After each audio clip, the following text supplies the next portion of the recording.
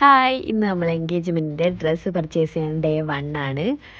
അപ്പോൾ ഇന്നിതാ പോവാണ്. നമ്മൾ കോഴിക്കോടേക്കാണ് പോകുന്നത്. കല്യാൺ സിൽക്സിന്നാണ് ഡ്രസ്സ് എടുത്തിട്ടുണ്ടായിരുന്നത്.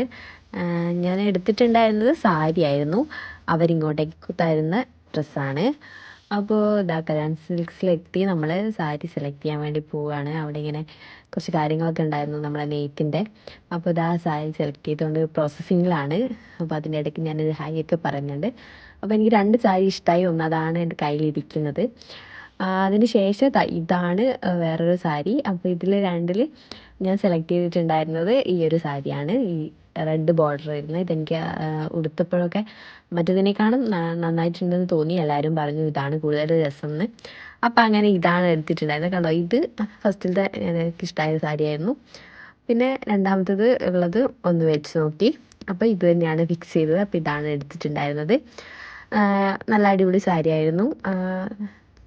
റേറ്റ് 4 സംതിങ് അങ്ങനെ എന്തോ ആണ് വന്നിട്ടുള്ളത്. അപ്പോൾ ഇതാ കുർത്തയാണ് ഏട്ടൻ എടുത്തിട്ടുണ്ടായിരുന്നത്.